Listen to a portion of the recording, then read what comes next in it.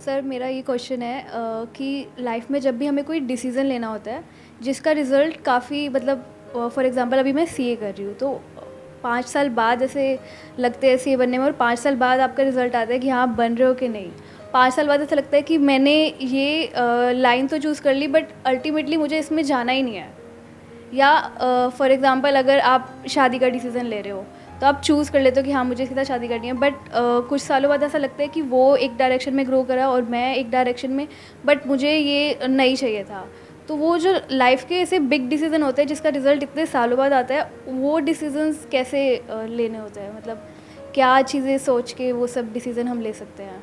ऐसा करियर में होता है, रिलेशनशिप में होता है, इनफैक्ट कहाँ नहीं होता है।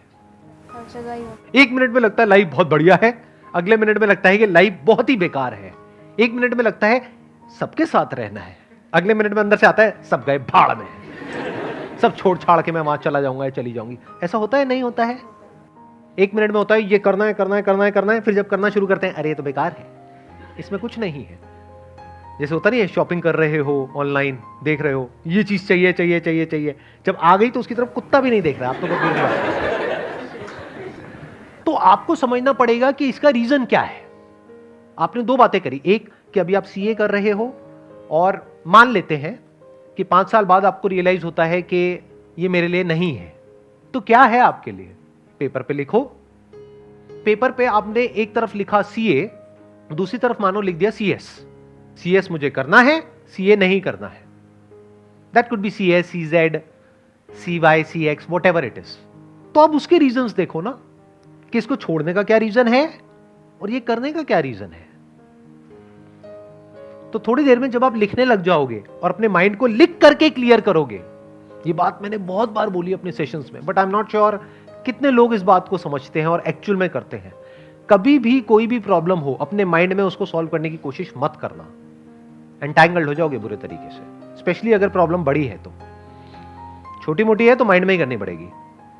जैसे बाइक चला रहे हो, स्कूटर चला रहे हो, व्हाटएवर, और एकदम से कोई सामने से आया तो उस वक्त पेपर पेन लेकर के नहीं बैठ जाओगे, क्या करूं, तब तक तो हो जाएगा जो होना है। उस वक्त तो इमीडिएट एक्ट करना पड़ेगा। बट ये जो बड़े डिसीजंस हैं, शादी का डिसीजन, डिवोर्स का डिसीजन, करियर चूज करने का डिसीजन, करियर को छोड़ने का डिसीजन, ये बहुत बड़े डिसीजंस हैं, छोटे नहीं हैं। तो इन डिसीजंस को माइंड में कभी सॉल्व करने की कोशिश मत करना। तो कैसे करना है? पेपर पेन लेकर के माइंड मैपिंग करना सीखो ना। कितने लोग आप में से माइंड मैपिंग करते हैं? सच बोलना, झूठ मत बोलना।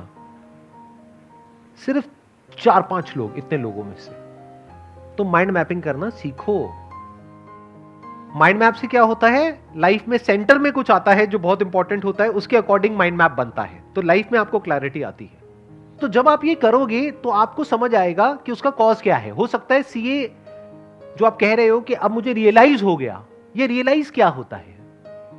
Realisation is nothing but your thought, कि मुझे ऐसा लग रहा है। आज कुछ और लगता है, कल कुछ और लगता है। एक रिलेशनशिप में कभी रियलाइज होता है कि ये तो बहुत ही बढ़िया है, कभी ऐसा लगता है कि ये तो बहुत ही बेकार है। तो ये रियलाइजेशन क्या होता है?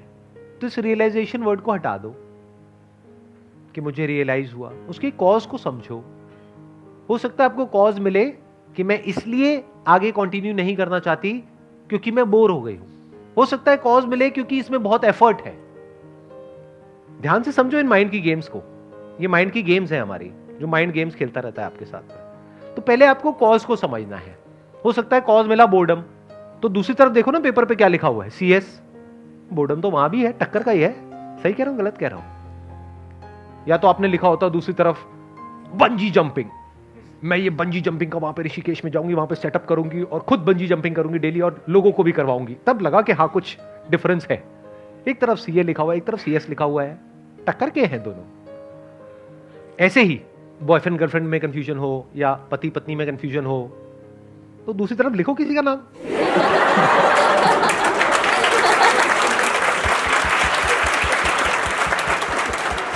फिर थोड़ी देर में आपको पता है क्या रियलाइजेशन आएगा। Realisation, the real realisation. ये भी खच्चर, वो भी खच्चर, क्या फर्क पड़ता है? और मैं भी खच्चर, तो क्या फर्क पड़ता है? इस मंत्र को पकड़ना सीखो, लाइफ में बहुत काम आएगा। जहां पे आपको कुछ लॉन्ग टर्म तक सस्टेन करना है, शॉर्ट टर्म में मंत्र काम नहीं आएगा। वैसे शॉर्ट टर्म में भी आ जाएगा काफी केसेस में, बट लॉन्ग टर्म में मंत्र बहुत काम आता है कि क्या फर्क पड़ता है। हम सब अपने थॉट्स के हिसाब से चलते हैं, फीलिंग्स के हिसाब से चलते हैं, जो हमें लगता है अपने बिलीफ्स उसके हिसाब से चलते हैं, और सब कुछ ही लिमिटेड है, हर जगह क्लैशेस हैं, कॉन्फ्लिक्ट्स हैं, तो कोई भी परफेक्ट नहीं है।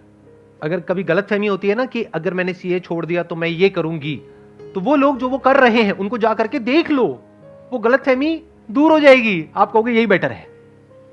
लगता है ना कि उसकी पड़ोसी की लाइफ बढ़िया है, तो कहीं कोई छुपा हुआ कैमरा फिट कर दो उनके घर में 2 दिन में आपकी गलतफहमी दूर हो जाएगी। लिविंग रूम में करना, बेडरूम में नहीं। सबको सब कुछ नहीं मिलता है। प्रवचन शुरू कर दूं मैं? भाग्य पे बहुत कुछ निर्भर करता है। ये मैंने बोला मजाक में, लेकिन मजाक नहीं है। अब आप कहोगे सर आप तो बोलते हो कि हमारा भाग्य हमारे हाथ में होता है, ये भी सच है। भाग्य हमारे हाथ में नहीं होता, ये भी सच है। अब आप कंफ्यूज हो जाओगे, आप कहोगे क्या मतलब, एक बात करो ना। अरे भाई साहब, लाइफ में ऐसा नहीं होता है जैसा आप सोचते हो।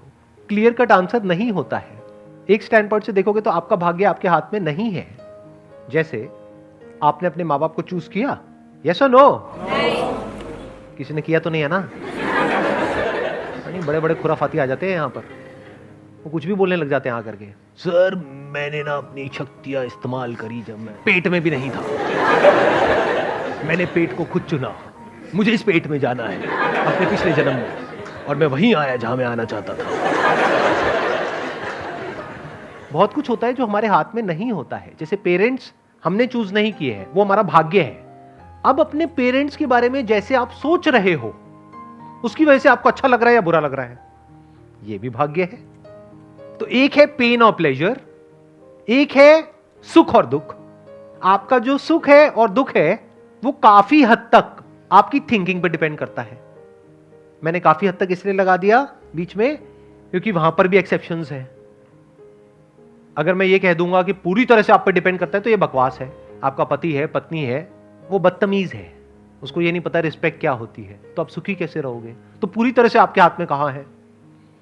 तो एक स्टैंड पॉइंट से देखा जाए तो भाग्य आपके हाथ में बिल्कुल भी नहीं है। आप यहां से बाहर जा रहे हो, कोई आया और आकर के एक्सीडेंट हो गया, आपकी कोई गलती नहीं है, इसको आप भाग्य बोल सकते हो जो आपके हाथ में नहीं है। जैसे कोई अमीर घर में पैदा हुआ बच्चा, कोई गरीब घर में पैदा हुआ, ये क्या है? भाग्य। Related to what? Pain and pleasure. जो अमीर घर में हुआ उसको हर तरह के प्लेजर्स मिलेंगे, और जो गरीब घर में पैदा हुआ उसके पास खाने के लिए भी कुछ नहीं है। वहां क्या है? पेन है। और प्लेजर कहां है? जो एक वेल ऑफ घर में पैदा हुआ है, वहां पे हर तरह का कंफर्ट है, सब कुछ है जो चाहिए। लेकिन उसके बाद भी वो जो बच्चा है जो गरीब घर में पैदा हुआ